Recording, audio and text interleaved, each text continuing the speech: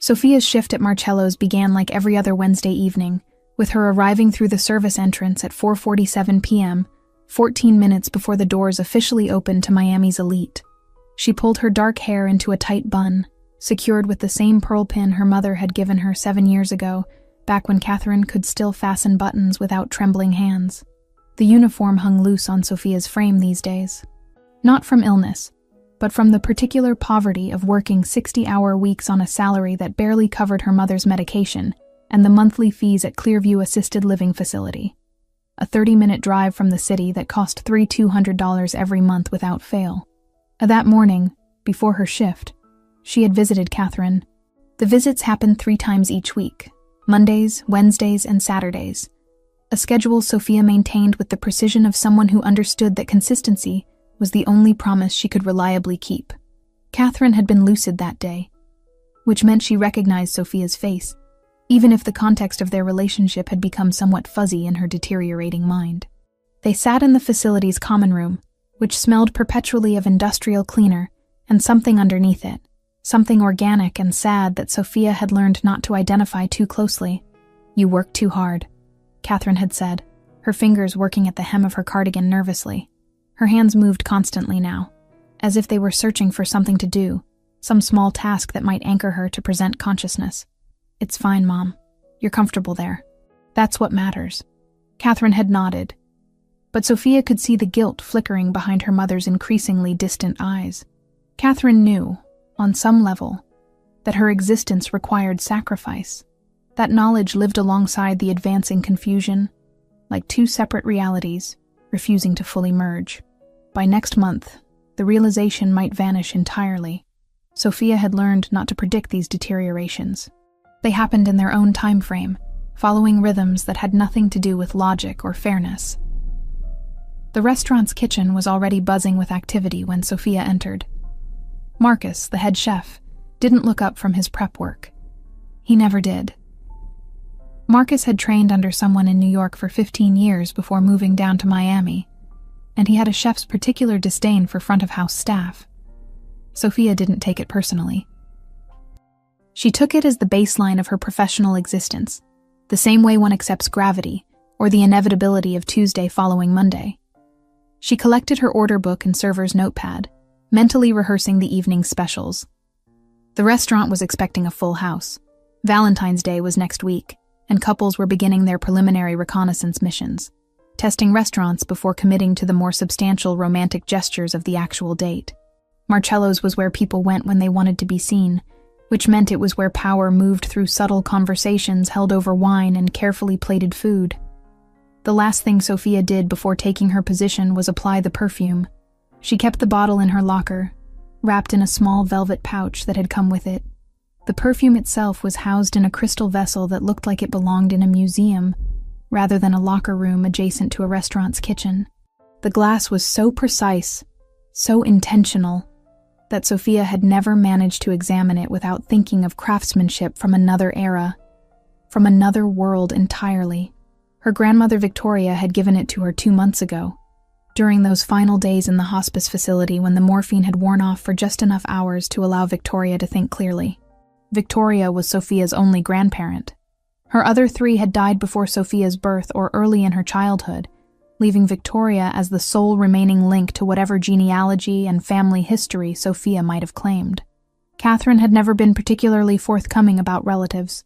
Sophia had learned not to press the subject.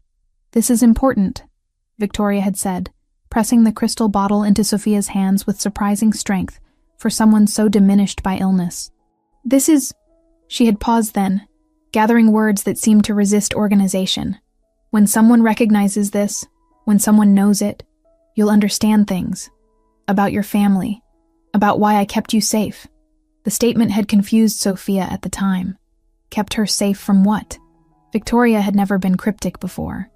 She had been direct, practical, the kind of woman who called things by their actual names rather than dancing around inconvenient truths. But the cancer had been thorough in its reorganization of Victoria's mind, breaking down linear thinking into fragments and philosophical abstractions. "What does it mean?" Sophia had asked. "It means your life wasn't random," Victoria had said. Then she had slipped back into the fog, and by evening, she was gone.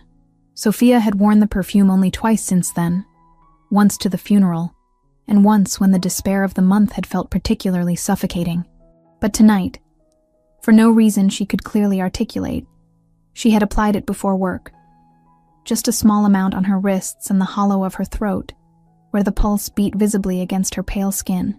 The scent was unusual, not floral in any conventional way, though there was definitely a flower at its heart, something that didn't have a name Sophia recognized. The bass notes were warm, woody, reminding her of walking through an old library or entering a church that had stood for centuries. There was amber in there somewhere, and something that might have been leather, or might have been something else entirely. It was a scent that seemed designed to communicate complexity rather than simple pleasure. Every time she breathed, she detected something new in its composition, as if the perfume was a small symphony that kept reorganizing itself. By 5 p.m., the restaurant had filled to about 40% capacity. Sophia moved through her section with the automatic grace of someone who had internalized the choreography of service so thoroughly that her body could manage it, while her mind occupied itself with other concerns. She watered glasses at precise angles. She presented menus with her left hand. She recommended the risotto to people who wanted to seem adventurous without actually risking anything unusual. It was during the second hour of service, around 6:45 p.m., that Marcus spoke to her directly. This was unusual enough that Sophia almost didn't register it at first. "Table 9's going to want something special tonight," he said, nodding toward the back of the dining room. "The man who just got seated in the corner. He comes maybe once every 3 months, always the same table, always private. He'll want something that isn't on the menu. Don't argue about it. Don't ask questions. Just bring him the best fish we have, prepared how I decide. The restaurant covers whatever he wants." Sophia followed Marcus's gaze toward the corner booth. Most of Marcello's corner tables were designed to be simultaneously prominent and isolated. They allowed the occupant to see and be seen, while still maintaining a buffer of space that prevented casual interaction with other diners. This particular booth was against the window, overlooking the street where palm trees lined the avenue, their fronds occasionally catching the wind like green flags signaling some distant war. The man seated there was striking in the way that certain predators are striking, the kind of magnetism that came from absolute stillness and control rather than obvious physical movement. He was approximately 35, maybe 36, with black hair that had been combed carefully back from a high forehead. His face had the kind of architecture that suggested Italian heritage, though Sophia knew that heritage was a complex thing, and racial characteristics were slippery categories that refused to remain stable under scrutiny. His jaw was notably square, the kind of jaw that looked carved rather than grown. His skin was olive-toned, unmarked by visible scars on his face, which was unusual for a man his age. He wore an expensive suit, gray, perfectly tailored, the kind of garment that cost more than Sophia's monthly rent. And he held a wine glass like someone who understood wine but didn't particularly care about it. What struck Sophia most was his eyes. Even from across the restaurant, she could perceive their color, a deep brown that seemed to absorb light rather than reflect it. His eyes moved across the room methodically, cataloging the space the way a person catalogs a building they're planning to occupy. He looked at people as if he was reading text written on their bodies, deciphering information that most individuals would consider private. Sophia realized she was staring. She adjusted her focus back to her current table, where a couple was discussing whether to split a dessert or order separately. She provided the expected gentle guidance. Splitting was romantic. Ordering separately was practical. Whichever they chose would be delicious, and moved toward the kitchen to place their order. But she could feel the man's attention now, prickling against her awareness like someone had touched the back of her neck lightly with a single fingertip. She didn't look at him again. She had worked in restaurants long enough to understand that sustained eye contact with certain patrons could be interpreted as invitation, and invitations created complications. Her life had enough complications without adding the unpredictable variables that came from attracting the attention of men who commanded entire restaurant sections simply by sitting down. At 7:15 p.m., Marcus gestured toward Sophia. "Corner table is yours now. Take him something to drink first. He usually takes a specific vintage. I'll have Daniel prepare it." Just stand there and wait for him to tell you what he wants to eat." Sophia nodded and moved toward the corner booth, wine list in hand and notepad ready. As she approached, the man looked up at her. The moment his eyes met hers, something shifted in the restaurant's atmospheric pressure. Other conversations seemed to grow quieter. Or perhaps Sophia's attention simply narrowed so intensely that surrounding noise fell away. The perfume reached him before her words did. Sophia watched his body stiffen almost imperceptibly. His hands, which had been resting on the table, stilled completely. His eyes, those absorbing dark eyes, closed briefly, as if he was processing something that required all his sensory focus. "Good evening," Sophia said, her voice maintaining the professional flatness that service required. "Can I start you with something to drink this evening?" He opened his eyes, and when they met hers, Sophia felt the precise moment when recognition transformed into something else entirely. His expression didn't change. His body remained perfectly still. But behind his eyes, something was happening. Some internal calculation or recalibration that manifested as sudden, absolute concentration. "I'd like the Barolo," he said quietly. "The 1989 vintage. And I need the dining room cleared." His voice was low, measured, carrying the kind of authority that made the statement sound less like a request and more like a simple statement of fact. Sophia blinked. "I'm sorry? Everyone out," he said, still looking directly at her. "Now."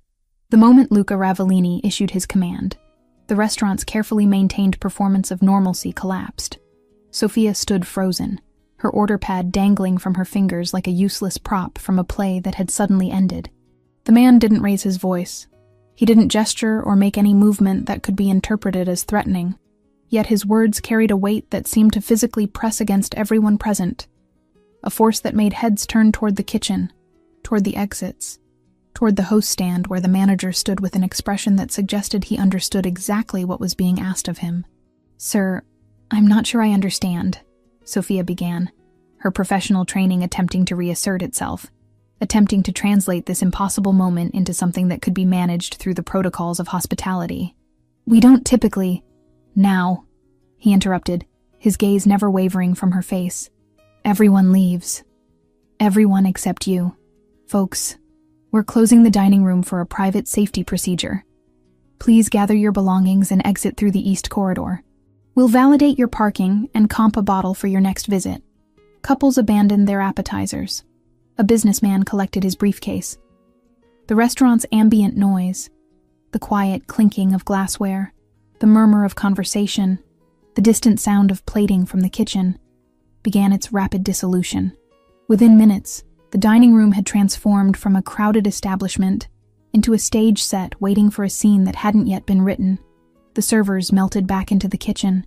Marcus appeared briefly at the service window, took in the situation with a single glance, and disappeared again without comment. Through all of this, Luca Ravellini remained motionless. His hands rested on the table exactly where they'd been when Sophia approached, his body angled slightly toward the window. But his eyes tracked her with absolute focus, following her with the precision of something that hunted by watching, rather than by moving. When the last customer had exited and the host's stand fell silent, Luca rose from his seat. Sophia noticed that he moved with deliberate slowness, as though any sudden movement might shatter the fragile reality they'd entered. He was taller than she'd anticipated from the distance, well over 6 feet, with the kind of physical presence that seemed to displace air. His suit was even more impressive up close, the fabric and tailoring speaking to a relationship with money that went beyond mere spending. This was the wardrobe of someone who understood that clothing was a form of communication. "You're going to come here," he said quietly, his voice carrying an accent that Sophia couldn't immediately place. Not quite Italian, but European. Something older, layered with multiple languages. "And you're not going to speak until I ask you a question. You're going to stand there, and you're going to let me understand what I'm perceiving. Do you understand?" Sophia understood that she was no longer in control of this situation. She understood that the careful protocols of her employment had become irrelevant. She understood that something had shifted in the fundamental nature of her evening, and she had no framework for processing it. but she nodded, her throat dry, and stepped closer to his table. Luca closed his eyes. When he inhaled, Sophia watched his entire body respond to the scent. His shoulders tensed, his jaw clenched. A muscle beneath his right eye twitched almost imperceptibly. His hands, which had been relaxed, began to curl into fists before he consciously forced them back open against the table. "Where did you get this?" he asked, his voice lower now, almost hoarse. "The perfume." "Where?" "It was my grandmother's," Sophia heard herself say. Her voice sounded very far away, as though she was hearing it from outside her body. "She gave it to me before she died, 2 months ago." Luca's eyes opened. They locked onto hers with an intensity that was almost physical in its force, as though he was trying to read something in her irises that went deeper than simple information. He took another step closer, his face now only a few feet from hers. "Your grandmother's name," he said, not a question, a demand phrased as a statement. "Victoria," Sophia whispered. "Victoria Mitchell." The moment the name left her mouth, something fractured inside Luca's carefully maintained control. His entire body went rigid. His hand came up to his mouth as though he might be ill, then fell back to his side. He turned away from her abruptly, moving toward the window where the streetlights of Miami cast their sodium glow across his face.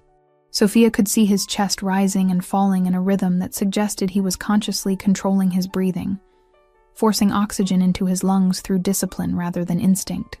"Say it again," he said, still facing away from her. "The name."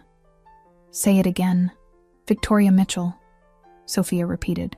She didn't understand why it was important, didn't understand why this man's reaction had shifted from controlled intensity to something approaching emotional dissolution. "She was my grandmother. She died of cancer. She gave me the perfume in the hospice." Luca stood motionless for a long time. His hand came up and braced against the window frame, and Sophia saw his knuckles whiten from the force of his grip. She became aware of the silence in the restaurant. A complete absence of sound that felt almost toxic. The kitchen had gone quiet. The staff had either hidden themselves or left entirely. It was just Sophia and this man, and the scent of the perfume hanging between them like a physical presence. "Did she ever speak about me?" he asked. His voice was different now, stripped of the authority and control that had characterized his initial command. There was something beneath it, something that sounded almost like desperation. Did she ever mention someone named Luca? Sophia's mind raced through her memories of Victoria. The quiet afternoons they'd spent together, the stories Victoria had shared about her youth, the careful silences when certain topics seemed to approach the edges of Victoria's consciousness before retreating again. "No," Sophia said. "She never mentioned anyone named Luca. I don't know who you are." He turned back toward her then, and Sophia saw something in his expression that terrified her more than his initial command had. It was the look of someone confronting something they'd thought was impossible, something they'd stopped believing in, something that was now standing directly in front of them and demanding to be acknowledged. "She had blue eyes," he said, "dark blue, almost navy, and her hands shook when she was thinking hard about something." He reached out, but stopped before touching her, his hand hovering near her face. "You have her bone structure, the line of your jaw. I didn't see it at first because I wasn't looking for it, but now I can see it clearly. Now I can see it everywhere." Sophia took a step backward, her professional survival instincts attempting to override her bewilderment. "I think you have me confused with someone else. I don't know you. I've never seen you before tonight." "No," he agreed, dropping his hand. "You haven't, but I know Victoria. I knew her very well, and if you're her granddaughter, then everything I thought I understood has just become impossibly more complicated." He moved back to his chair and sat, suddenly looking exhausted, like someone who had been running a distance and had only now allowed himself to stop. What was her maiden name? Before Mitchell? "Castillo," Sophia answered automatically. "Victoria Castillo. She married my grandfather, Castillo," he repeated softly, as though he was tasting the word, testing its authenticity against something in his memory. He nodded slowly, and when he looked at her again, his eyes were wet.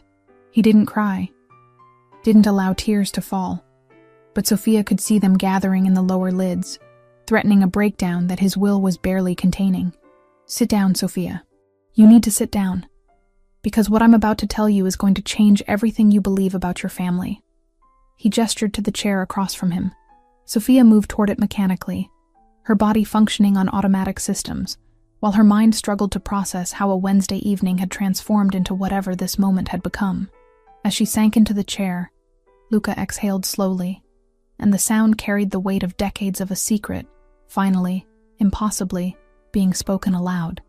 The restaurant had become a tomb, and Sophia was beginning to understand that she was not going to walk out of Marcello's the same way she had walked in. The doors remained locked. The staff had vanished into the kitchen or the back corridors, leaving only the sound of the air conditioning and the occasional distant clang of cookware being stored away. Luca Ravellini had settled back into his chair, with the composure of a man accustomed to controlling entire environments through the force of his will alone. His eyes tracked Sophia's movements with predatory precision, not threatening exactly, but not comforting either. She remained standing, her posture rigid, her hands gripping the edge of the table as though physical contact with solid matter might anchor her to sanity. "Sit," he said quietly. It was not a suggestion. Sophia found herself moving before her conscious mind had approved the action, pulling out the chair across from him and lowering herself into it as though moving through water. "Tell me about Victoria. Everything. I want to know how she lived, what she did, who she became. I want details that don't appear in public records. I want to know the woman, not just the outline of her existence." Sophia's mouth was dry. She licked her lips before attempting to speak, aware that Luca was watching this small gesture with the kind of attention most people reserved for far more significant information. "I don't understand what you want me to tell you," she said. Her voice sounded weak to her own ears, attenuated by fear and confusion. "You already seem to know her. You clearly knew her well. Why are you asking me these questions as if, because I need to hear it from you?" Luca interrupted. His tone was controlled, but there was an undercurrent of something beneath the words. Something that might have been pain, or loss, or rage, carefully modulated into civility. "Because hearing it from her granddaughter changes the context of what I already know. Because every piece of information about her life in these past 28 years is a piece I don't have. Start with how she died." Sophia began to talk, surprising herself with the coherence that emerged from her fractured state of mind. She described the cancer, pancreatic, the kind that was aggressive and thorough in its destruction. She described the hospice facility, the way Victoria had spent her final weeks in a room that smelled of antiseptic and morphine, where visitors filtered in and out carrying flowers that seemed obscene in their cheerfulness given the circumstances. She described how Victoria had become progressively less present, how her mind had seemed to retreat into itself, leaving only fragments of the woman Sophia had known in the vehicle of her body. She was lucid sometimes, Sophia found herself saying. The morphine would wear off, or the doctors would adjust it, and she'd have these windows of clarity. But they were getting shorter. By the end, there was maybe an hour a day when she seemed like herself. I tried to visit during those times. The hospice staff would call me and tell me she was having a clear moment, and I'd rush over from work or from my apartment, trying to catch whatever time I could have with her while she was still present. Luca was listening with an intensity that suggested every word was being cataloged and processed, filed away in some internal database. "What was the last thing she said to you?" he asked. "Before she gave you the perfume, what were her last coherent words?" Sophia closed her eyes, pulling the memory up from the depths of her consciousness where she'd tried to bury it under the weight of grief. She said that my life wasn't random, that I should keep the perfume safe, that when someone recognized it, I would understand things about my family, about why she kept me safe. The moment the last phrase left her mouth, she saw Luca's entire body go rigid. His hands, which had been resting on the table, clenched into fists so tight that the tendons in his forearms became visible, straining against his skin. "She said that?" he asked, his voice reduced to something barely above a whisper. "Those exact words? That she kept you safe?" "Yes," Sophia confirmed. "I didn't understand what she meant at the time. I still don't understand what she meant, but she was very clear about it. She kept saying it like it was the most important thing she needed me to understand before she died." She was very weak at that point. The morphine had her drifting, but she kept pulling herself back to say it again. Kept saying the same thing, that she kept me safe, that the perfume would explain it. Luca stood up abruptly, pushing his chair back with enough force that it scraped against the restaurant floor with a sound that made Sophia flinch. He moved to the window, his silhouette framed against the Miami streetlights beyond the glass. His shoulders were heaving slightly, his breathing not quite controlled. Sophia watched him with the careful attention of someone observing a volatile substance, trying to anticipate which way it might explode. "Your grandmother was Victoria Castillo Mitchell," he said finally, his voice steady now, but hollow, as though he was speaking through a tunnel of exhaustion. "She married a man named Robert Mitchell when she was very young. That marriage produced your parent, who is still alive, I assume." "My mother," Sophia said. "Catherine. She's 47. She has degenerative neurological disease. She lives in a care facility." "And your father?" Luca turned to face her again. "I never knew him," Sophia said. "My mother never discussed him. He was never part of my life. Mother died when I was 5. Not actually died. She's still alive. But she became less present before I was even born, I think. By the time I was school age, I don't think she was capable of raising a child alone. So Victoria took over. I grew up thinking of Victoria as my primary family member." Luca moved to the table and retrieved something from his jacket pocket, a small leather case from which he extracted a business card. The card itself was expensive, embossed rather than printed, with raised lettering that Sophia could see even from across the table. It contained only a name, Luca Ravellini, and a telephone number with a local area code. There was no business title, no address, no indication of what services or industry might be connected to his name. "You're going to call this number tomorrow," Luca said, placing the card on the table between them. "You're not going to discuss this conversation with anyone. You're not going to research me or my background. You're going to call that number and speak only to me. Do you understand?" "I don't understand any of this," Sophia said, her voice rising slightly. "Who are you? How do you know Victoria? Why does my grandmother's perfume matter so much to you that you evacuate an entire restaurant? Why are you keeping me here against my will?" "You're not being kept against your will," Luca said, his tone suggesting that the distinction was important to him. "The door is unlocked. You can leave whenever you choose. But you won't leave because you're going to stay and listen to what I'm going to tell you now. And what I have to tell you requires you to hear it in this context, in this privacy, so that you can process it without the noise of the world trying to interrupt." He gestured for her to sit again. After a moment's hesitation, Sophia complied, her curiosity beginning to override her fear. There were answers here, she realized. Answers to questions she'd never thought to ask, to mysteries about her family that she hadn't known existed. Victoria's deathbed insistence that Sophia's life wasn't random suddenly seemed to carry more weight. "Your grandmother," Luca began, "was married once before Robert Mitchell. That marriage was brief and ended badly.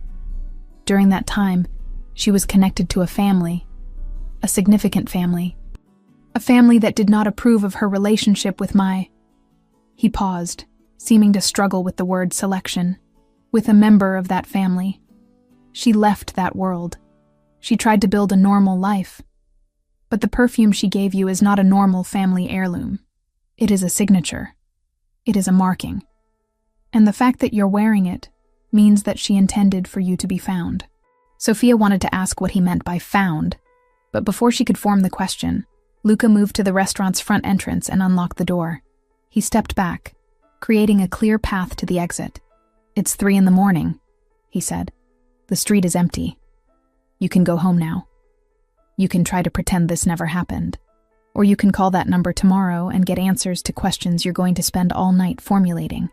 The choice is genuinely yours." Sophia gathered her things mechanically, her phone, her keys, her work notepad still clutched in her hand. She moved toward the door, her mind fracturing between the impulse to run and the impulse to stay and demand explanation. At the threshold, she turned back toward Luca. "Why should I trust you?" she asked. "You shouldn't," he said simply. "Not yet. But you will, once you understand what Victoria was protecting you from. Call the number, Sophia." Everything becomes clear once you understand what that perfume represents. She stepped out into the Miami night, which had turned cold in the small hours of the morning. The street was indeed empty, the buildings dark, only scattered streetlights casting their sodium glow onto pavement that glistened from recent rain. As she walked toward the parking lot where her ancient Honda Civic waited, Sophia realized that Luca had never actually introduced himself, had never confirmed that his name was actually Luca Ravellini. She had only his word and his business card, but something in his desperation, something in the raw emotion she'd glimpsed beneath his controlled exterior, suggested that whatever this was, it had consumed him for a very long time. She clutched the business card in her fist as she drove home through the empty streets, the perfume still clinging to her skin, still carrying its secrets locked in its molecular structure, waiting for the right person to decode its meaning. Sophia didn't sleep. She sat on her bed with her laptop balanced on her knees, the glow of the screen the only light in her darkened apartment, and began the most meticulous research of her life. The business card sat on her nightstand, and she deliberately avoided looking at it, as though not acknowledging it might somehow make this situation less real. But her fingers moved across the keyboard with purpose, starting with the obvious query. The internet offered very little about Luca Ravellini. His name appeared in a few articles about crime in Miami, always mentioned in passing, always in connection with alleged activities and ongoing investigations. One article from a local news outlet dated 3 years prior referred to him as a figure of interest in organized crime operations. But the piece was vague on specifics, heavy on speculation, light on facts. The journalist had clearly been working from rumor and assumption rather than substantiated information. There were no photographs attached to his name, no social media presence, no professional biography or corporate listing. She pivoted her search. Isabella Ravellini. The name yielded more immediate results, though the information was dated. Articles from 20 to 30 years ago mentioned a woman named Isabella Ravellini who ran a private perfume operation in Miami. The business had never been incorporated formally, never sold products through retail channels, and had maintained what journalists at the time called an exclusive clientele. Photos showed an elegant woman with silver hair and sharp cheekbones, standing beside bottles of artisanal fragrance. One article from a lifestyle magazine circa 1995 featured an interview with Isabella, discussing the philosophy behind Profumi Ravellini. She explained that the fragrances were never for sale, only for gifting, only for those she deemed worthy of wearing a Ravellini creation. The formulas had been passed down through generations of women in her family, and she had no intention of commodifying them. The interviews stopped around 2000. A brief notice in an obituary column from 2010 confirmed that Isabella Ravellini had died at the age of 87. There was no public funeral listed, no charitable contributions in her name, no dramatic conclusion to her story. Just a woman who had existed quietly and then ceased to exist. Sophia searched for connections between the names. Victoria Castillo, Marco Ravellini. The marriage certificate appeared in a genealogy database that she accessed through Clearview's library system login credentials. Apparently, the facility maintained subscriptions to research resources for its residents' families. Victoria Castillo had married Marco Ravellini in 1978. The marriage was dissolved in 1991. No children were listed as products of that union on the public record. But Sophia had been born in 1996. She expanded the search parameters. Marco Ravellini appeared in connection with several business ventures throughout the 1980s and 1990s, none of them particularly legitimate sounding. Import-export operations, property holdings, vague corporate entities with names designed to obscure rather than clarify their function. In 2001, an obituary announced his death at age 42, attributed to complications from a prolonged illness. No mention of family, no surviving spouse listed, no survivors at all. She searched for Elena Ravellini next, following an instinct she couldn't quite articulate. The name yielded older records, dated 7 years prior. A woman named Elena Ravellini had been found dead in a residential property in Coral Gables. The death had been classified as suicide. The investigating police reports were sparse, but a local news story suggested that the circumstances had been questioned by some parties, though the article didn't elaborate on which parties or what questions they had raised. The photos showed a woman in her 30s, striking in appearance with dark hair and pale eyes. There was a brief mention that Elena had been involved with Miami's business community, and that persons connected to her had declined comment regarding the circumstances of her death. Sophia pulled up the police report itself, through a database she technically wasn't supposed to have access to, a remnant of a friend's password that she'd never deleted. The report was terse. Elena Ravellini had been found in her apartment by building management after a concerned neighbor reported unusual smells and lack of activity. The investigation concluded suicide via overdose. No note was recovered. No evidence of foul play was noted. The case was closed within 6 weeks, but something in the timing bothered her. Elena Ravellini dead 7 years ago. Luca Ravellini appearing in crime reports around the same period. Marco Ravellini having died a decade earlier. Victoria having been married to Marco, then divorcing him, then raising a daughter that the records suggested shouldn't exist. By 4 a.m., Sophia's eyes burned from screen exposure and exhaustion.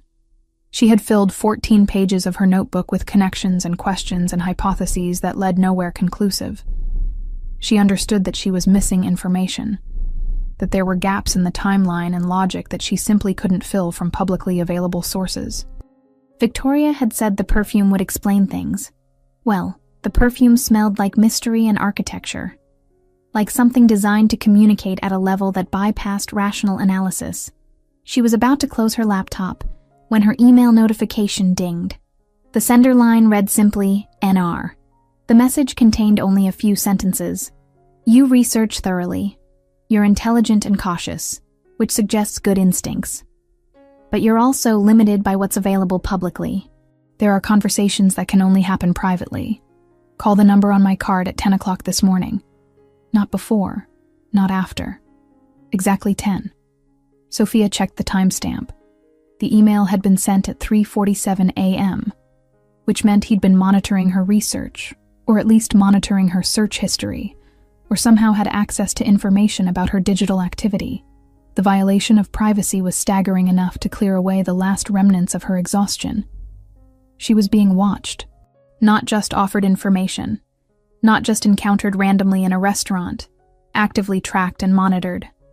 She showered mechanically, dressed in clothes that felt like a costume, and sat at her kitchen table with the business card in front of her. At exactly 9:59 a.m., she picked up her phone. At exactly 10:80 a.m., she dialed the number. Luca answered on the first ring, as though he had been holding the phone, waiting for her call. You found information, he said. It wasn't a question. You found some of it, anyway. Some of the pieces that are available to find. Now you're going to come to a place where I can tell you the things that can't be found online. I'm sending a car for you. It will arrive at your address in 20 minutes. You'll ride in it until we reach a location where we can talk privately. You won't tell anyone where you're going. You won't bring a phone beyond the one you're holding right now. You won't bring weapons or recording devices or any attempt to protect yourself through documentation. You're going to come with only yourself and your genuine desire to understand. Do you agree to these terms?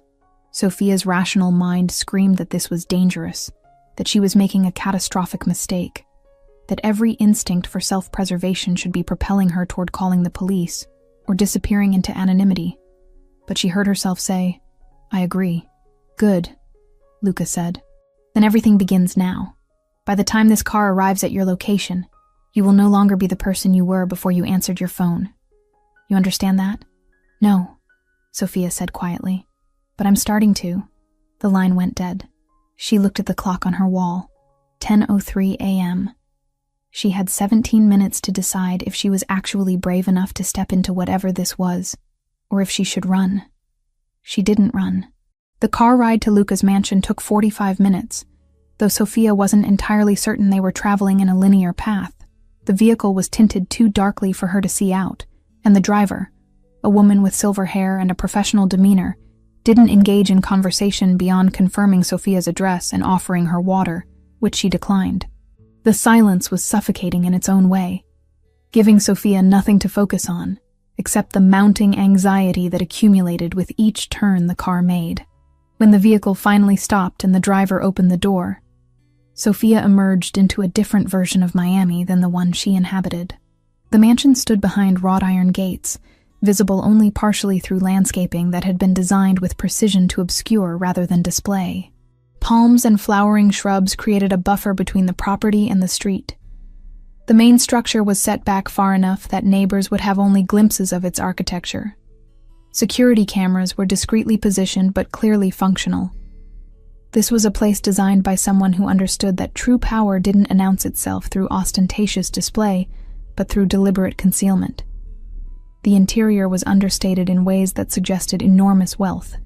Not the kind of wealth that needed to prove itself through marble floors and imported chandeliers, but the kind that manifested as thoughtfully chosen art, shelves lined with first editions, furniture that had been selected by someone with genuine aesthetic sensibility rather than a decorator's algorithm. Luca was waiting in what he called his study, though the room was far too comfortable to warrant such a formal title. 2 leather chairs faced each other across a low table. Floor-to-ceiling windows overlooked a garden that seemed impossibly lush for the Miami climate.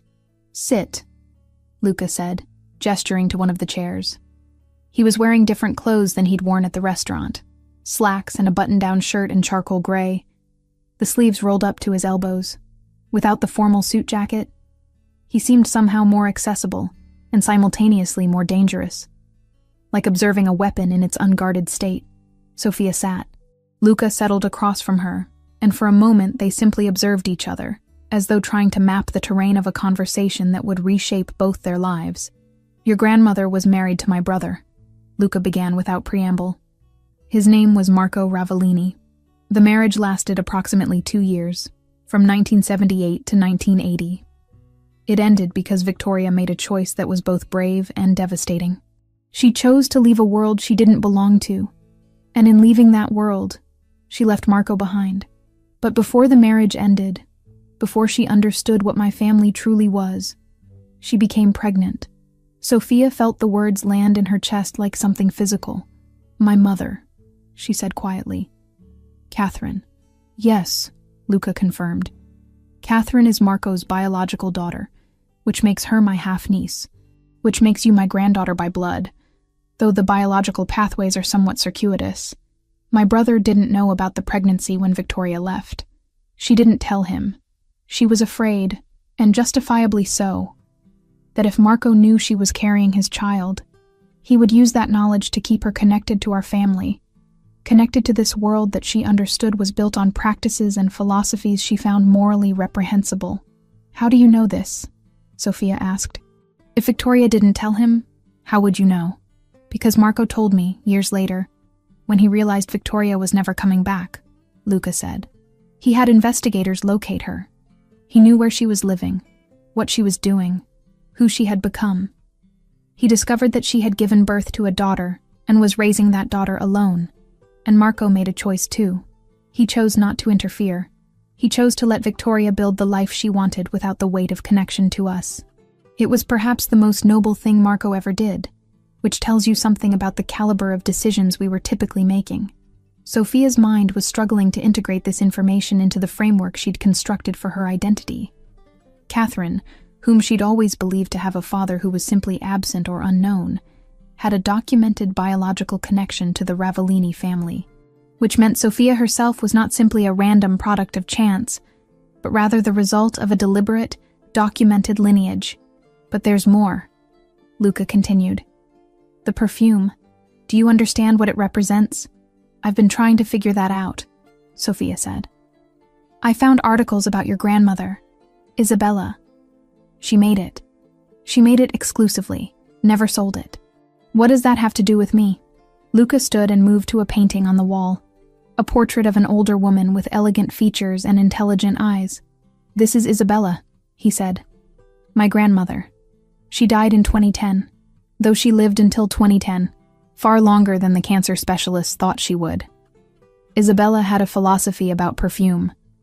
She believed that scent was a form of communication, a way to mark family without using DNA tests or official documents. She believed that her perfume should only ever be worn by people she had explicitly chosen to be part of her legacy. He turned back to face Sophia. Before Marco died, and he did die, by the way, a decade before Isabella. Complications from illness, though the illness was partly the kind that comes from living a certain kind of life.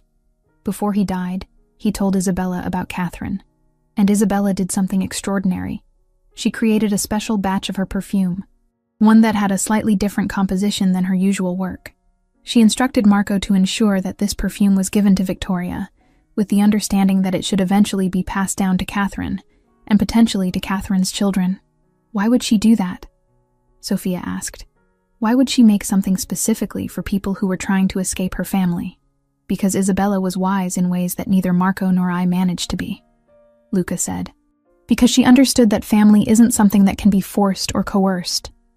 She understood that the best legacy isn't one that demands loyalty, but one that offers recognition and choice. She believed that if her perfume ever resurfaced, if it appeared on someone from her bloodline, then that would be the signal that it was time to acknowledge what had been separated and see if it could ever be reconciled. Sophia touched the hollow of her throat, where the perfume still clung to her skin. Victoria gave it to me. She said that when someone recognized it, I would understand things about my family, about why she kept me safe. Exactly, Luca said. Victoria understood the significance of what Isabella had created.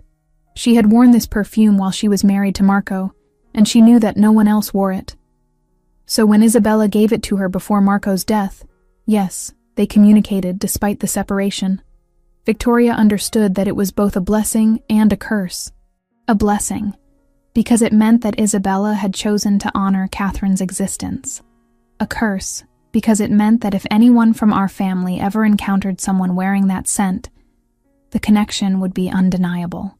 He returned to his chair and sat, leaning forward slightly. I grew up not knowing about Catherine's existence. Marco never told me until I was old enough to understand. I was 17 when he revealed it. I was already beginning to understand the nature of our family's business, the operations that funded our lifestyle, the methods we used to maintain power, and Marco's confession hit me like a betrayal of everything I thought our family was. What kind of operations? Sophia asked. She knew on some level, but she wanted to hear it articulated. Criminal enterprises, Luca said flatly. Money laundering through businesses that ostensibly operate legitimately. Debt collection through methods that exist outside legal frameworks. Connection to various trafficking operations that I won't detail, because you shouldn't carry that knowledge. My family is connected to organized crime, Sophia. We are not sophisticated businessmen who occasionally bend rules. We are criminals who maintain the facade of legitimacy. And when Marco told me about Catherine, what he was saying was that he had deliberately removed one person, his daughter, from this world, because he believed she deserved better than what we could offer her. Sophia felt something collapse inside her chest. The perfume on her skin suddenly felt like evidence, like proof of her complicity in something she hadn't chosen and didn't fully understand. "Why are you telling me this?" she asked. "Why would you volunteer this information?" "Because yesterday evening, when I inhaled that perfume, I made a decision that I've been making and remaking for 28 years, Luca said. I decided that you deserve to know who you are. Not just the sanitized version that Victoria provided, but the full truth. Your blood connects you to criminals. Your grandmother made a choice to remove herself from that world, and your mother lived her entire life not knowing that part of herself that she came from. But you're at a decision point. You can choose to remain ignorant of this connection, or you can choose to understand it fully. And what happens if I choose to understand it?" Sophia asked quietly. "Then you understand that you're connected to something larger and more dangerous than your current life has prepared you for," Luca said. "You understand that the FBI is interested in me, which means by extension they become interested in anyone close to me. You understand that there are people who would use you as leverage against me if they discovered our connection. But you also understand that you have access to protection and resources, and answers to questions that have always haunted your family." He paused, and his expression softened slightly. And you understand that there is someone in your life who has the capacity to care for you with an intensity that goes beyond normal human attachment. Someone who has spent 28 years carrying the knowledge of your existence like a secret weight. Someone who wants to know you, not as a symbol or a chess piece, but as a person. Sophia looked at him across the space between their chairs, and she understood that what she was witnessing was Luca Ravellini performing vulnerability in a way that probably cost him considerable effort. She understood that behind the measured words and controlled tone was a man who had been waiting for this encounter for most of his adult life. "I don't know how to process this," Sophia said. It was the truest thing she could articulate in the moment. "Then don't," Luca replied. "Not yet. Let it sit. Let it integrate itself into your understanding of reality. Tomorrow you'll visit your mother at Clearview, as you do every Saturday. On Monday, you'll return to work at Marcello's. You'll continue your normal life, but you'll also know the truth now. You'll understand why I reacted to your perfume the way I did. You'll understand that when I said I would ensure your mother's medical care was covered, I meant it as a statement of family obligation, not as an attempt at coercion." "How am I supposed to go back to my normal life knowing all of this?" Sophia asked. "The same way Victoria did," Luca said. "With difficulty. With constant awareness of the parallel world existing beneath the surface of the one you inhabit. With the understanding that some knowledge, once acquired, cannot be unacquired. But also with the knowledge that you now have the power to make informed choices about your own future." The car drove Sophia back to her apartment as the sun was setting, painting Miami in shades of orange and gold that seemed almost obscene in their beauty. She clutched the business card in her hand again, but this time it felt different. This time it felt like a tether. This time it felt like the beginning of something rather than the middle of a mystery. The 2 weeks following Sophia's visit to Luca's mansion existed in a state of fragmented normality that felt like performing in a play she hadn't auditioned for. She returned to Marcello's on Monday evening, and Marcus barely acknowledged her absence. The restaurant operated in its own universe of wealthy patrons and carefully orchestrated service, indifferent to the seismic shifts happening in individual staff members' lives. She took orders. She delivered plates. She managed the delicate choreography of hospitality that required her to be simultaneously present and invisible. But everything had changed. Sophia moved through her shifts with the awareness that she was being observed, that somewhere in the Miami evening, there were men whose job was to ensure her safety. She never saw them directly. There were no obvious security measures, no black cars following her, no sudden appearance of bodyguards. The protection was as invisible as the threat it was designed to counter. On Friday of that week, as she was clocking out after her shift, 2 individuals appeared at the employee entrance. They identified themselves as Special Agents Morrison and Park from the Federal Bureau of Investigation. Morrison was a woman in her 50s with steel gray hair and the kind of confidence that came from authority backed by institutional power. Park was younger, perhaps 40, with an expression that suggested he had perfected the art of appearing sympathetic while simultaneously conducting interrogation. "We'd like to ask you some questions about an incident at this restaurant approximately 2 weeks ago," Morrison said, producing a badge that Sophia studied with the careful attention of someone trying to process information that didn't make immediate sense. "There was a situation where a customer requested that the dining room be evacuated. We're looking for statements from anyone who was present." Sophia's mouth went dry. "I don't remember anything unusual," she said, which was technically true in the most literal sense. Everything about that night had been unusual. Nothing about it could be characterized as routine or noteworthy in the ways that fed into official reports. "You were working that evening," Park said. He was consulting a notebook, though Sophia suspected he already knew the answer.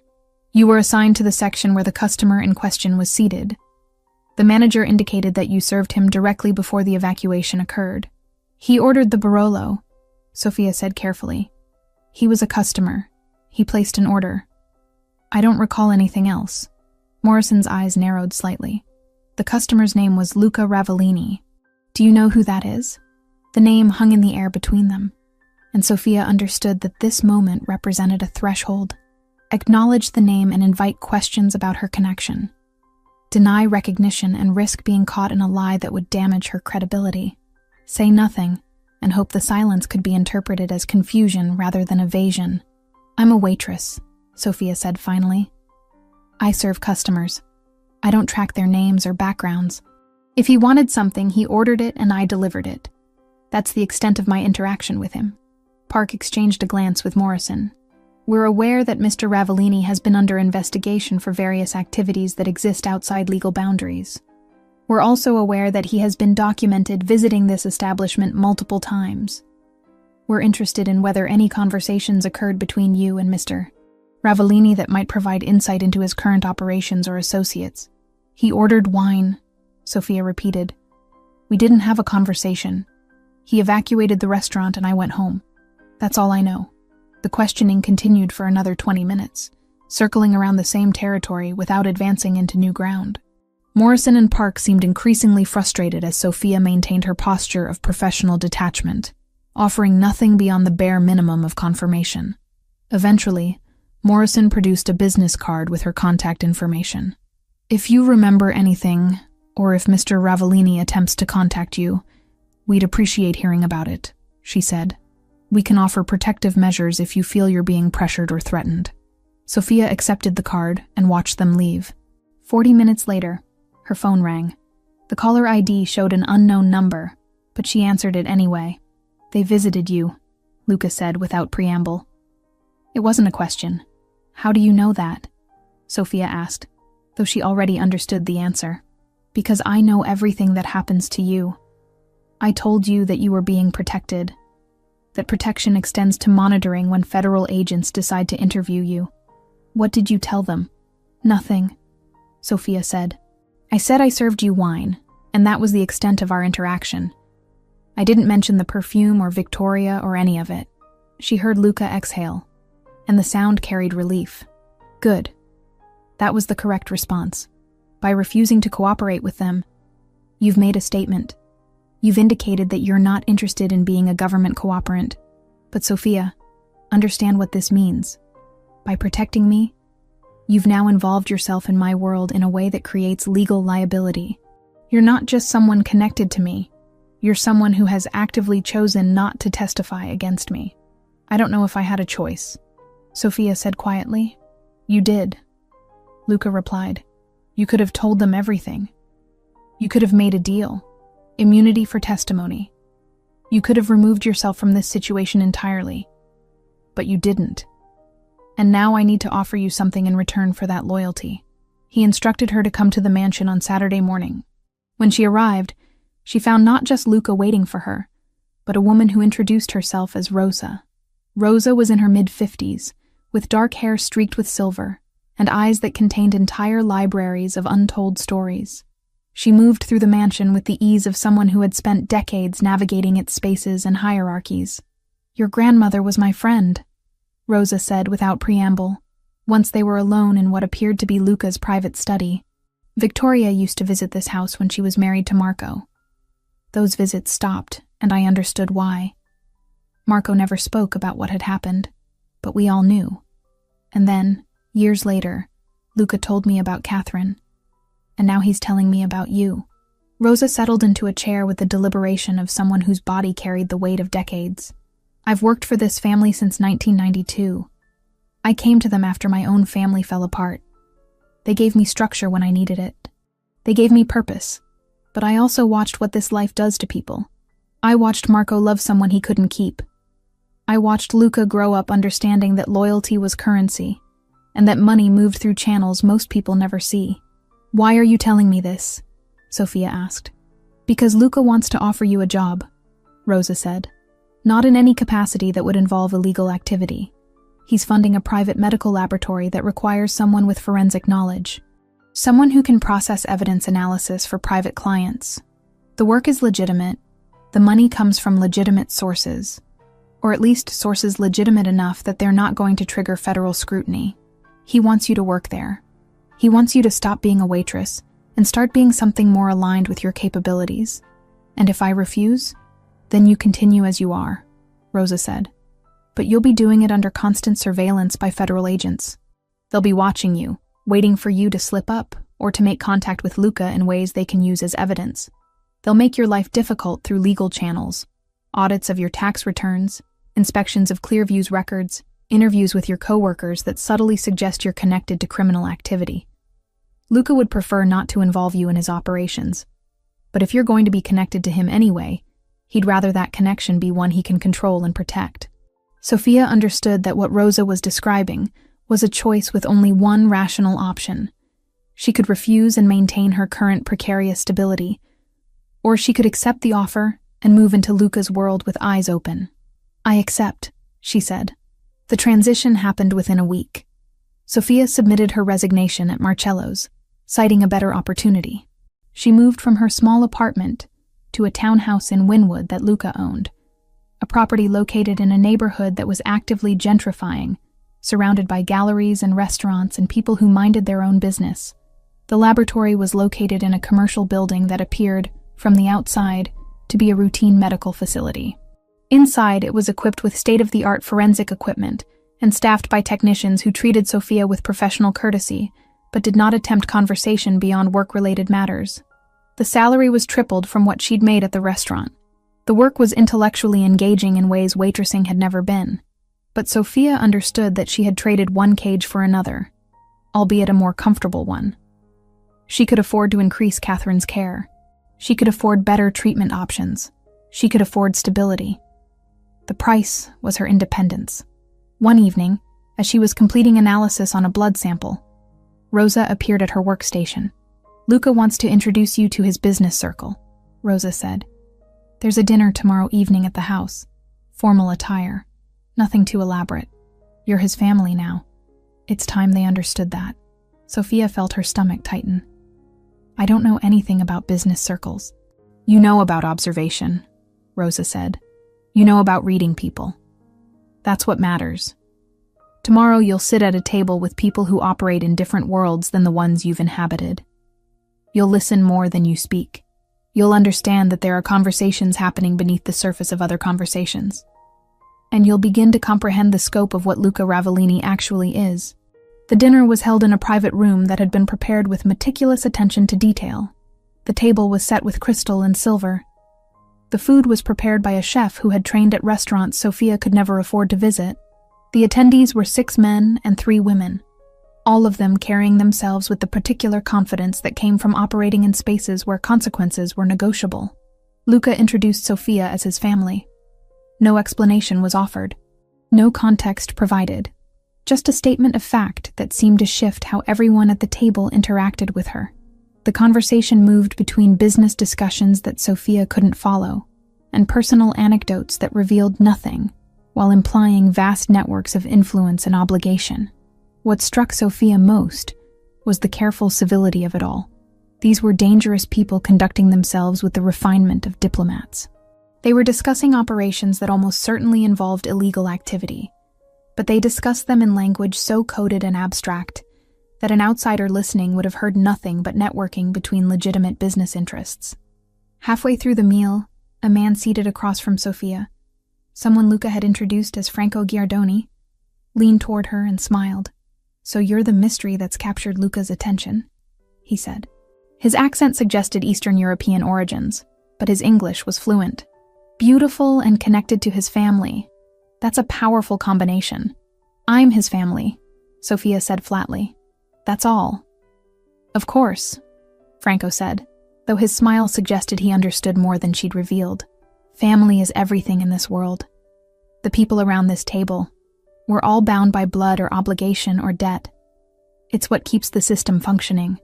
People who understand that loyalty to family supersedes loyalty to law. People who understand that certain rules exist outside legal frameworks." Luca appeared at Sophia's side before she could respond. His hand found the small of her back, and the gesture was both protective and territorial. "Sophia and I need to discuss something," he said to Franco. "If you'll excuse us." He led her from the dining room to his private study, where windows overlooked the garden that seemed to exist in its own climate zone, independent of the Miami weather beyond the property lines. "I need you to understand what you're witnessing," Luca said. "These people, Franco and the others, they exist in networks that move money through channels and methods that the legal system can't track or prevent. They operate with efficiency that legitimate business can't match because they're not constrained by ethics or law or consequences. Are you one of them?" Sophia asked. I am, Luca said simply. And because you're connected to me, you're now embedded in that world whether you wanted to be or not. The laboratory isn't just a place of employment. It's a front that allows me to operate in certain contexts. Your presence there legitimizes operations that would otherwise attract attention. You're not complicit in the crimes, Sophia, but you're not separate from them either. Sophia felt something fracture inside her chest, some wall between who she had been and who she was becoming. What if I didn't want this? She asked. Then you shouldn't have protected me when the FBI came asking questions, Luca said. His voice was not unkind, but it was absolute. You made a choice that night. You made it consciously or unconsciously, but you made it. And now you're living with the consequences of that choice. He paused, and his expression softened slightly. Rosa told me that you were conflicted about whether accepting the laboratory position made you complicit in criminal activity. I want you to understand something. You didn't create the world that contains organized crime and federal investigations and people like me. You were born into a family connected to that world whether you knew it or not. Victoria left it to protect her daughter. But you knew what you were walking into. You chose it anyway. And that choice, that conscious decision to stay, despite understanding the reality, that's what separates complicity from agency. I chose it because I didn't have a real alternative, Sophia said. That's what everyone says, Luca replied. That's what Marco said when he was entering the family business. That's what Victoria said when she was deciding to leave. That's what I said when I was deciding whether to stay. But the truth is that we all had alternatives. We just had to live with the consequences of taking them. You chose to stay in my orbit. Now you have to decide what that means for who you become. He moved to the window and stood with his hands in his pockets, looking out at the garden. I've been trying for 28 years to figure out how to navigate a life built on choices I didn't make, but couldn't undo. And now you're being asked to do the same thing. I can't make it easier for you. I can only promise that I'll protect you, and that your loyalty will be returned in kind. Sophia understood that what he was offering was not love in any conventional sense, but rather a form of family obligation that superseded sentiment. She understood that she had been woven into his world in ways that couldn't be unraveled, and she understood that the perfume Victoria had given her had been a key to unlock doors she'd never known existed, doors that now stood open and could not be closed. 6 months into her employment at the laboratory, Sophia had developed a rhythm that felt almost sustainable. The work was engaging. Her salary had been increased twice without her requesting it. Catherine's care had been upgraded to include private nurses and specialized therapies that had noticeably improved her mother's cognitive function on her better days. Sophia visited every Saturday and Wednesday, spending hours in Clearview's common room, sometimes talking to her mother about the present, sometimes just sitting in companionable silence while Catherine worked through the cognitive exercises that her care team had prescribed. But the arrangement with Luca had transformed in ways that Sophia struggled to categorize. He began appearing at the laboratory unannounced, ostensibly checking on operations, but really just to observe her working. He brought her coffee from a cafe she'd mentioned in passing conversation. He asked about her projects with genuine interest that went beyond casual inquiry. He invited her to dinners at his mansion, with increasing frequency. And those dinners had shifted from formal business gatherings to something more intimate. Conversations between two people who were learning each other's minds as well as their histories. 3 weeks into October, Luca brought Franco Giardoni to one of those dinners. Franco was charming in a way that Sophia recognized as practiced, refined through years of operating in social contexts where attraction was a tool. He pulled out her chair. He asked about her work with apparent fascination. He complimented her dress in ways that walked the careful line between flattery and impropriety. "You're wasted in a laboratory," Franco said to her over the main course. His accent had softened over the months she'd known him, or perhaps she'd simply become more attuned to its cadences. "Someone with your intelligence, your observation skills. You could be doing so much more with your time." "I'm satisfied with what I'm doing," Sophia replied. "But satisfaction isn't ambition," Franco continued. "Satisfaction is comfort. It's stagnation dressed up as contentment. You should be thinking about expansion, about climbing toward positions of genuine influence within the organization." Luca set down his fork, with a deliberation that drew everyone's attention to the sound. Sophia's position is exactly where it needs to be, he said quietly. His tone suggested that disagreement would be unwise. She has the influence she requires. She has the respect of the people she works with. She has autonomy in her operational sphere. I don't see expansion as an improvement on those metrics. Franco smiled, but it was a smile that acknowledged defeat, without admitting it. Of course, he said. I was simply suggesting that unused potential is a tragedy, but perhaps I'm not the best judge of how her talents should be deployed. After dinner, as Franco was being escorted out by Rosa, Luca asked Sophia to join him in his study. She found him standing at the window again, that familiar posture that suggested he was carrying thoughts too heavy to voice while looking directly at another person. Franco is positioning himself to take over certain operations in the next few years, Luca said without preamble. He's intelligent and ruthless and willing to make the hard decisions that leadership requires. In another context, I might even approve of his ambitions. But I don't want him near you. Why not? Sophia asked. She genuinely didn't understand the objection. Luca turned to face her, and his expression was complicated. Frustration mixed with something else. Something that Sophia couldn't quite identify. Because he'd use you. He'd see you as a way to strengthen his position within the organization, as a connection to me that might be exploited or leveraged. He'd present it as partnership, but it would be predation dressed up in courteous language. And you're different? Sophia asked. The question emerged before she could reconsider its implications. I am, Luca said flatly. Because I don't need to use you for advancement. I already have position and power. What I have with you is separate from those concerns. What I have with you is... He paused, seeming to struggle with word selection. It's something I've been trying to navigate for 6 months, and I don't think I've been entirely successful at maintaining appropriate boundaries. Sophia felt her heartbeat accelerate. What do you mean? I mean that you're my granddaughter biologically, but that connection exists in isolation from any emotional relationship I had with your mother or your grandmother, Luca said.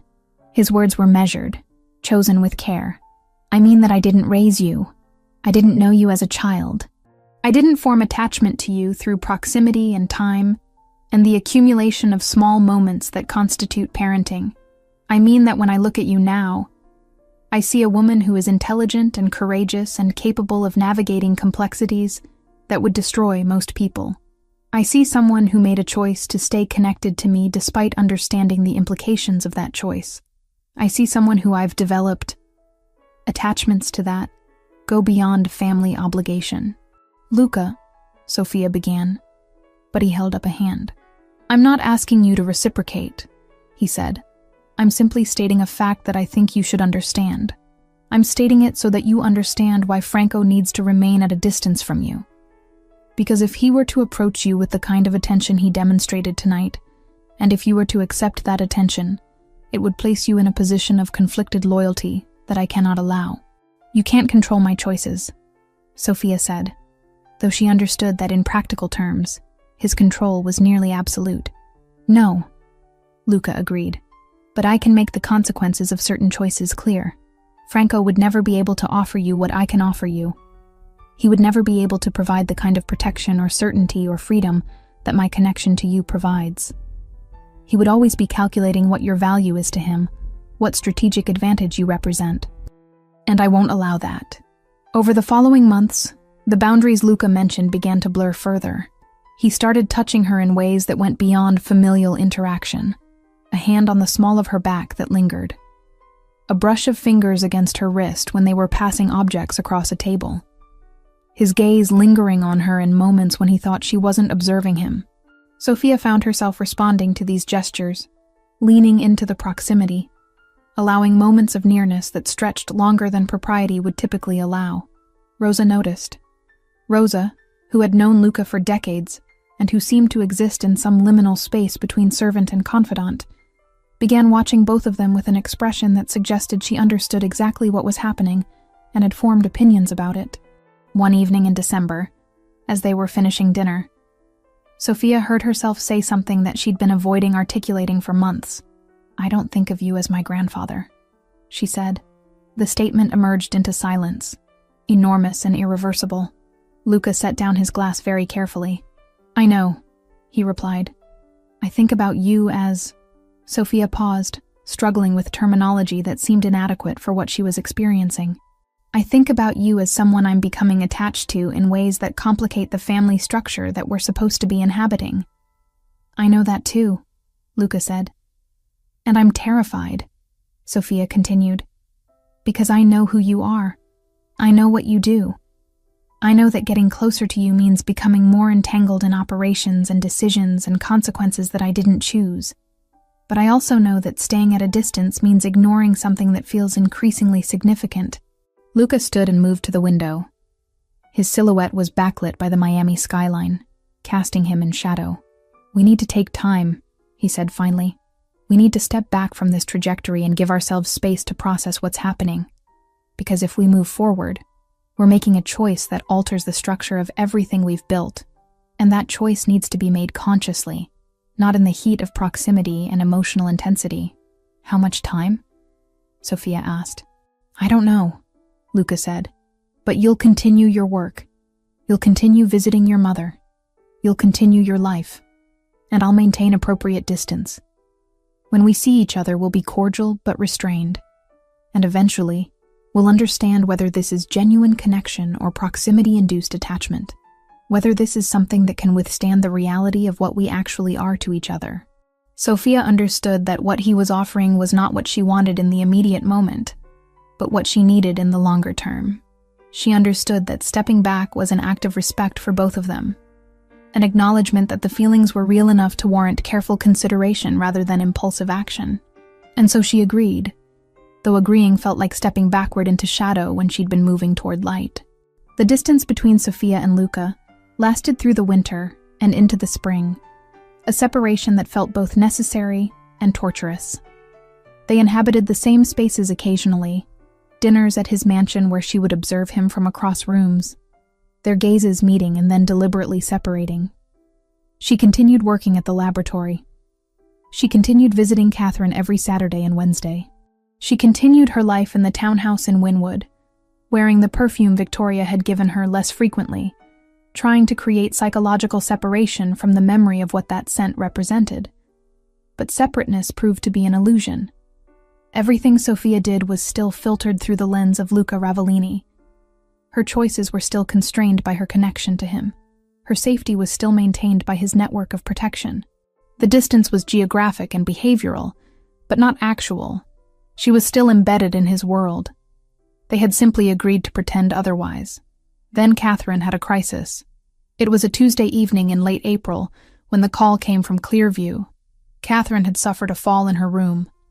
Minor injuries, nothing broken, but the incident had triggered a decline in her cognitive function that her medical team couldn't immediately reverse.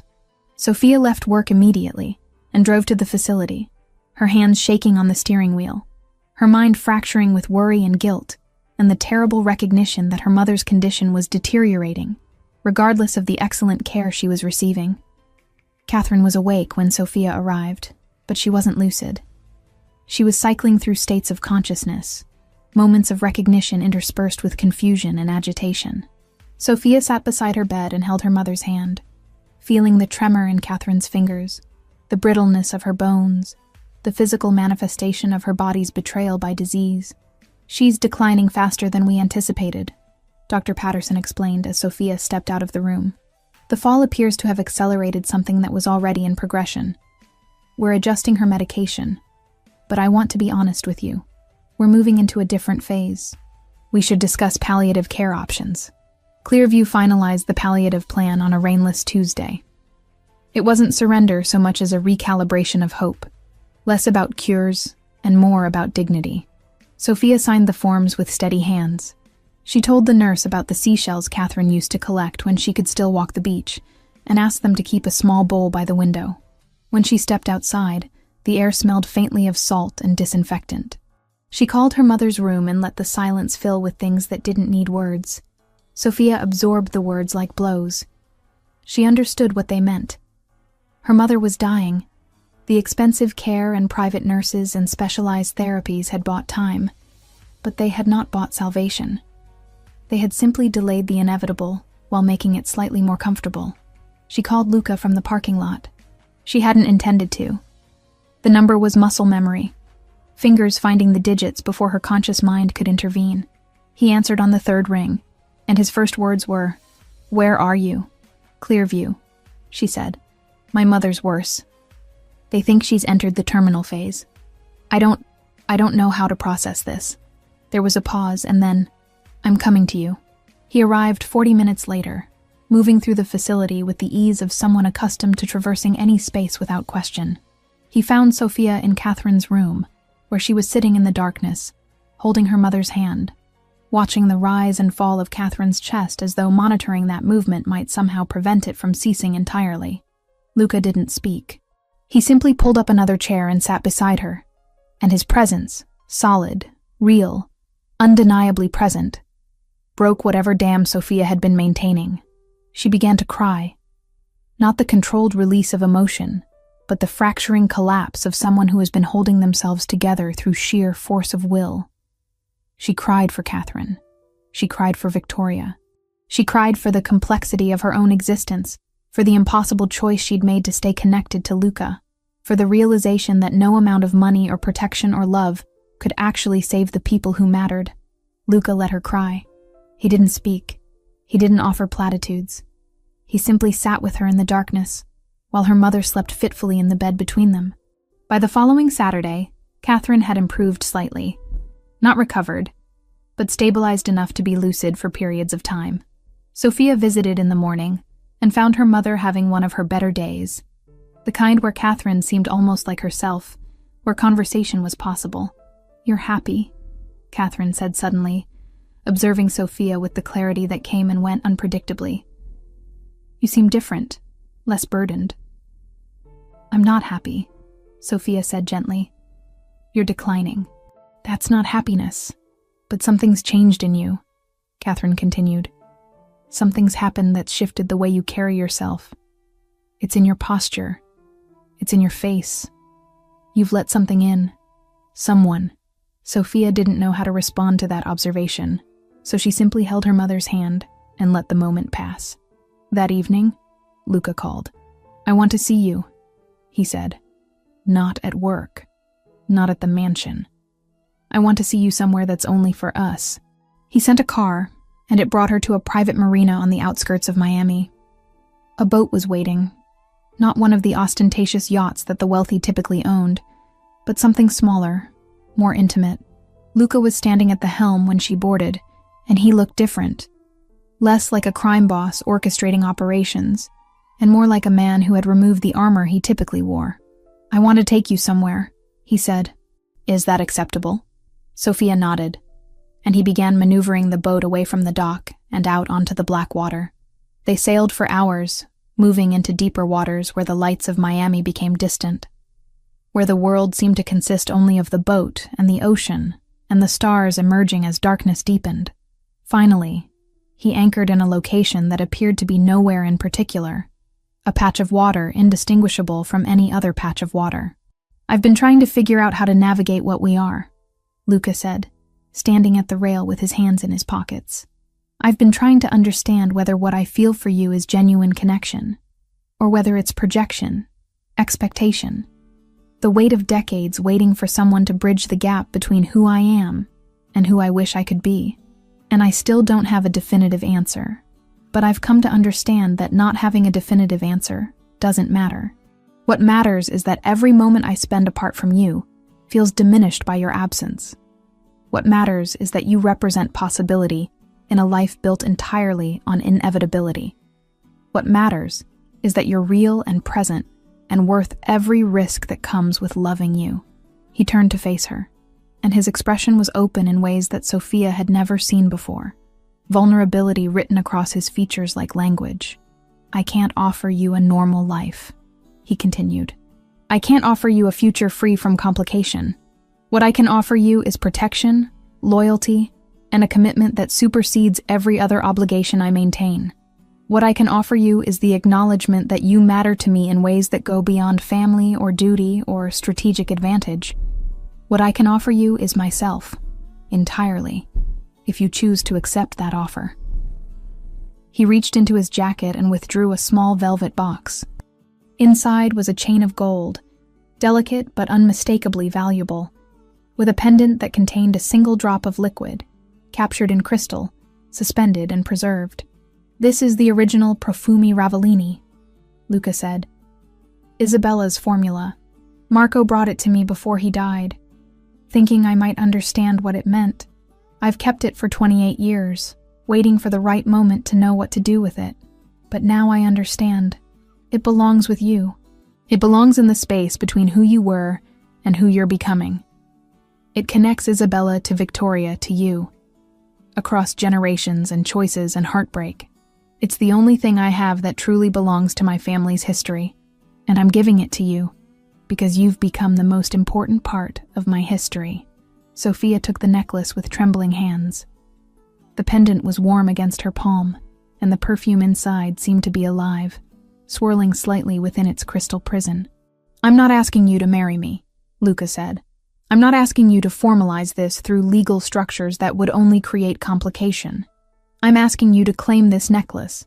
I'm asking you to accept the commitment that it represents. I'm asking you to acknowledge that despite everything, despite who I am, despite what I do, despite the impossibility of our connection, you choose to stay. You choose me. You choose this." Sophia held the necklace against her chest, and she understood that this moment represented something definitive. This was the moment where she claimed ownership of her own choice. This was the moment where she stopped being pulled into Luca's world and started choosing to inhabit it. This was the moment where love became active rather than passive, where she became an agent in her own narrative, rather than a character carried along by circumstances beyond her control. "Yes," she said. "Yes to all of it." Luca moved toward her, and when he kissed her, it felt like a beginning rather than a continuation, like they were creating something new rather than surrendering to something inevitable. The kiss was not gentle, but it was deliberate, filled with intention and acknowledgement. When they parted, Sophia could still taste the salt from the ocean air and the particular flavor of possibility. He fastened the necklace around her throat, and the pendant settled against her skin, warm and real. She could smell the perfume even through the crystal, the same scent that Victoria had worn, that Isabella had created, that Luca had carried for decades. The perfume that had started this entire chain of events, that had been the key to unlock doors Sophia had never known existed. "I love you," Luca said. The statement was simple and absolute. "I have loved you since I inhaled your perfume in that restaurant and realized that Victoria had kept her promise, that the legacy she entrusted to you was going to survive beyond her. I have loved you through every moment of distance and every moment of proximity. I love you now, and I will continue to love you for whatever future we manage to construct together." They stayed on the boat through the night, and when the sun began to rise, painting the sky in shades of gold and pink that seemed almost impossible in their beauty, Sophia understood that her life had become a story that would never fit into the ordinary categories of human experience. She was the daughter of a woman who had escaped organized crime. She was the granddaughter of a man who had chosen to let her exist outside his world. She was the partner of a man who operated in darkness but had chosen to bring her into the light. She was wearing a perfume that had been created in secrecy and carried as a symbol across generations. And she was alive, fully and completely alive, in a way that she had never been before the night she applied Victoria's perfume to her skin and walked into a Miami restaurant. When they returned to shore, Luca took her to Clearview. They visited Catherine together, and Catherine, in one of her moments of unexpected lucidity, saw the necklace and understood what it meant. "She gave you the perfume," Catherine said to Luca. "Victoria gave you the perfume. That means you knew her. That means you were part of our family's story." "I was," Luca confirmed. "Your daughter has chosen to let me be part of it going forward." Catherine nodded, and Sophia saw something in her mother's expression that might have been peace. "Then you take care of her," Catherine said. "You take care of her the way Victoria took care of me. That's how the perfume works. That's what it represents. Care across the distances that separate us. Love that survives the impossible." In the months that followed, Catherine's decline continued, but she was surrounded by the best care available. and in her final days, she seemed to carry a lightness that had not been present before, as though knowing that Sophia was safe, that Sophia had found someone willing to commit to her protection, made the process of letting go slightly easier.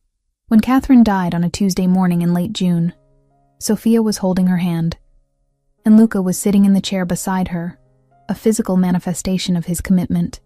After the funeral, after the practical arrangements, after the immediate rawness of grief had begun its transformation into something more manageable, Sophia stood on the balcony of Luca's mansion and touched the perfume necklace against her throat. The scent of amber and cedar and nameless flowers rose to meet her, carrying with it the weight of generations, the sacrifice of women who had loved and lost and protected the ones who came after them, carrying with it the possibility of something new, something that honored what had come before, while refusing to remain bound by it. Luca appeared beside her, and they stood in silence, watching the Miami evening descend, watching the city transform into a landscape of lights and shadows. The perfume Ravellini hung around them both, connecting them to history and to each other, an invisible chain linking the past to the present, to whatever future they would construct together. "I never thought I would have this," Luca said quietly. "I never thought I would have you." "Neither did I," Sophia replied. "Neither did Victoria. Neither did Isabella. But they gave us the perfume anyway. They gave us a way to find each other. They gave us a language that transcended time and separation and blood and choice." She turned to face him, and he was watching her with an expression that contained entire libraries of emotion, love and regret and gratitude, and the particular intensity of someone who had spent decades believing that certain things were impossible before discovering that they were not. "We're going to build something," Sophia said. "Not a traditional family, not a criminal empire. Something that honors both of our histories while refusing to be bound by them." "Yes," Luca agreed. "That's exactly what we're going to build." And in the Miami evening, surrounded by the machinery of organized crime and the architecture of impossible love, they began the work of transforming choice into commitment, transforming connection into legacy, transforming the perfume that had brought them together into something that would endure long after both of them had become part of history themselves.